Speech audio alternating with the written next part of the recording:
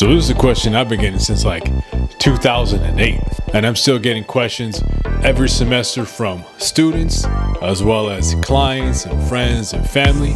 Do carbohydrates cause fat gain?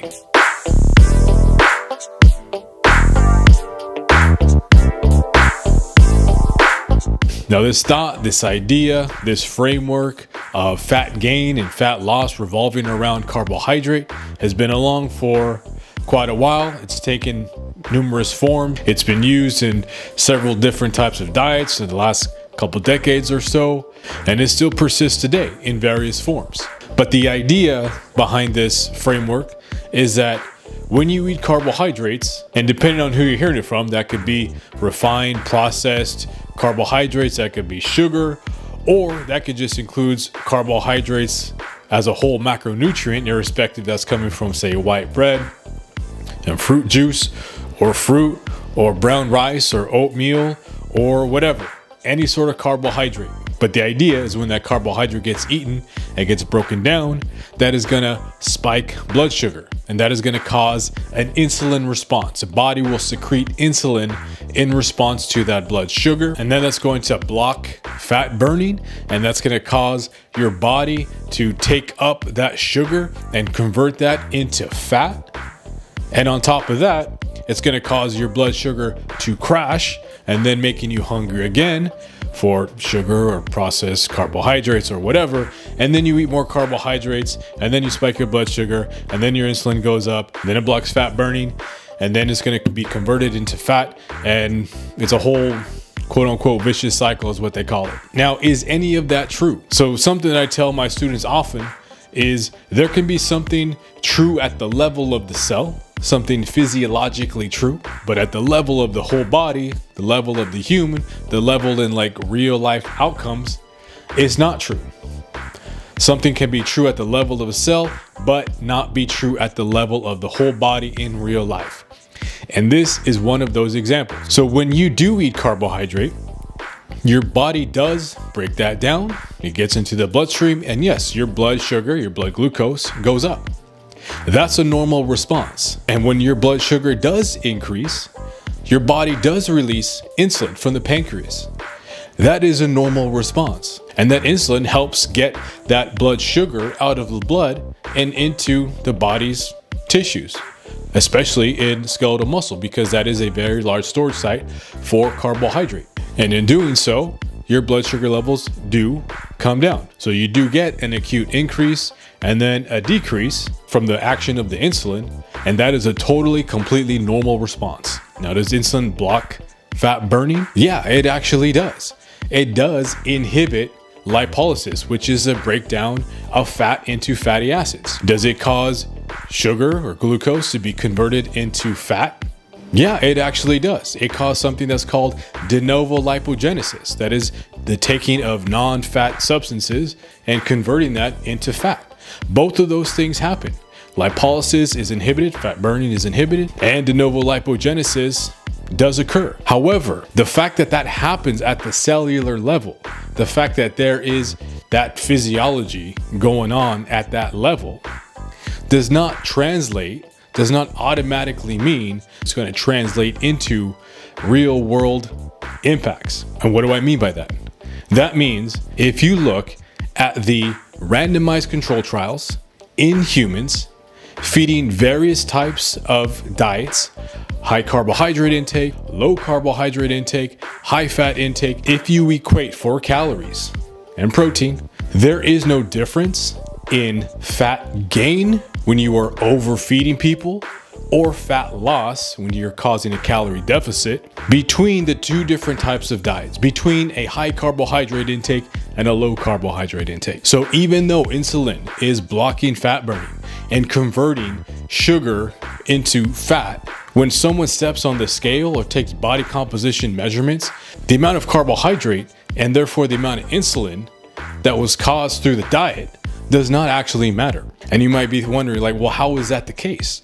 If it's blocking fat burning and it's causing the carbohydrate to be turned into fat, why does that not cause differences in body composition and weight? Well, for example, the actual amount of carbohydrate or sugar being turned into fat is very, very, very small amounts. What ends up happening is your body burns that carbohydrate, and most of that does not get converted into fat. And in reality, where most body fat comes from is through actual dietary fat. And here's one thing to think about, right? Like when people are talking about, oh, you need to reduce your carbohydrate intake and cut carbs and keep your insulin low, the concern is that carbohydrate, that sugar, turning into fat, being converted into fat, which to me don't make any sense, because if you're eating fat, well, that fat is already fat.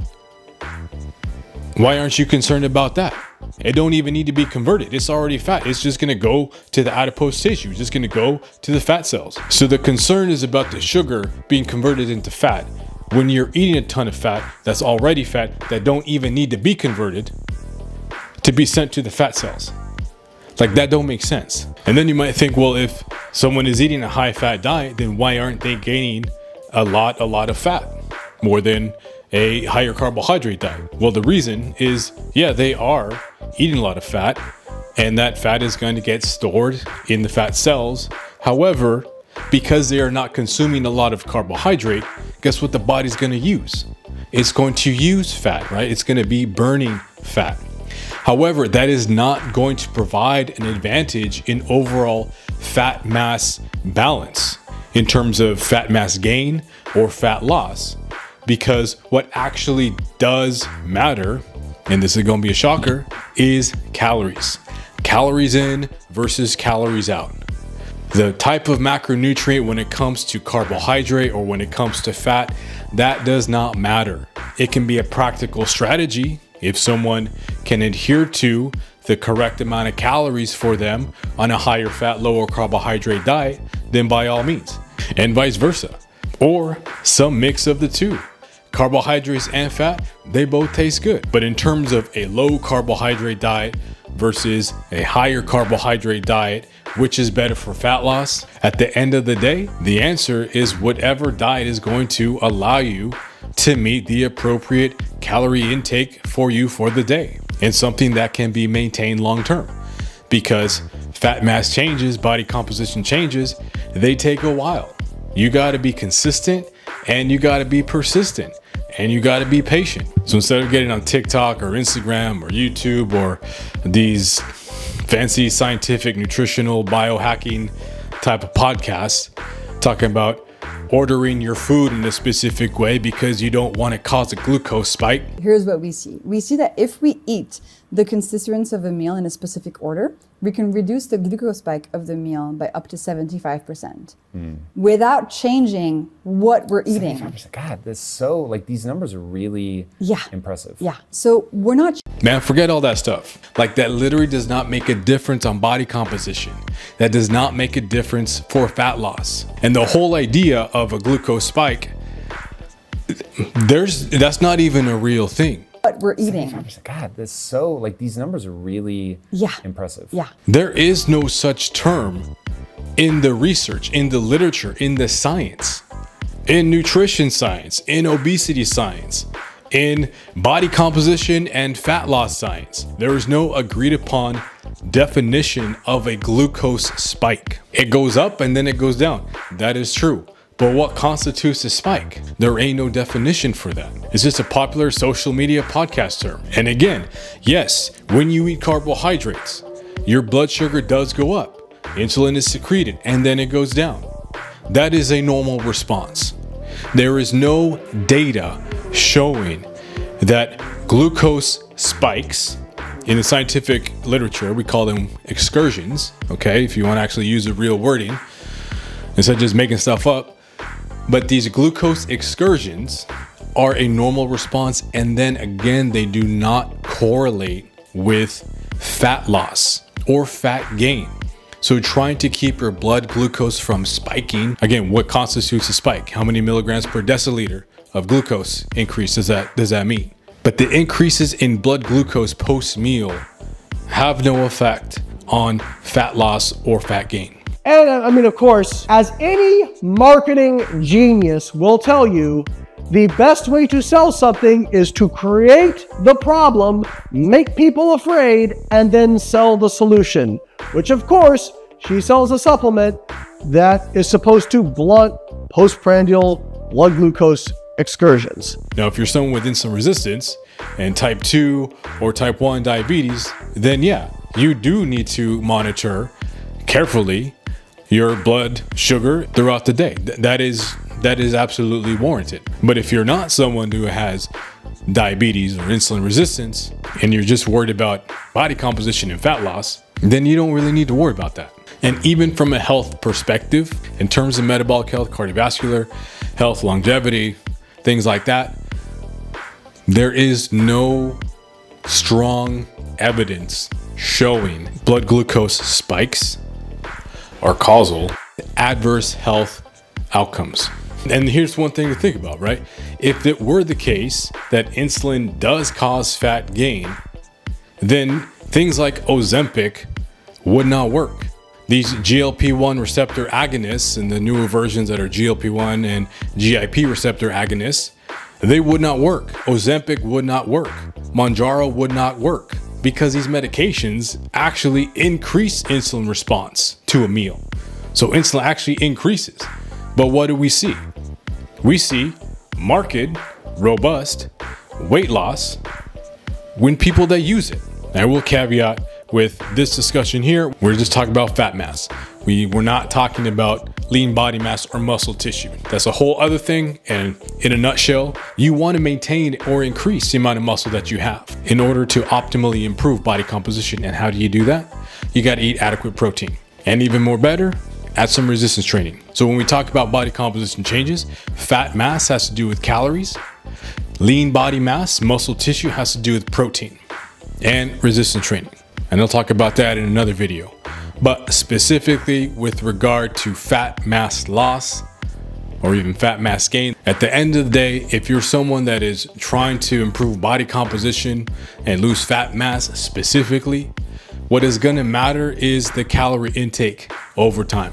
Hyper focusing on a macronutrient or a specific hormone or specific food type and excluding certain foods or only eating certain type of foods. I'm looking at you carnivore fools. Like, that's all a distraction. If some of those types of diets or strategies work for you, then great. Now, some of them are less healthy than others. I'm looking at you carnivore fools. Not kale or broccoli. I would never eat this garbage. That's total bull. Oats are a grain.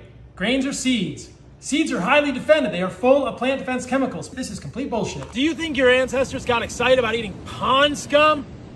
The newest superfood, sea moss. You think your ancestors got excited about garbage like this, like algae, pond scum, and seaweed? No way. Listen, I love my cholesterol. Celebrate your high LDL cholesterol. Which of these two diets is sexier? Beans are bullshit. They are survival food at best for people. Often ask me if I use deodorant in these pits. Absolutely not. I use nothing. I'm at this conference. I brought raw milk. This is what's up. I brought a glass container of meat with me.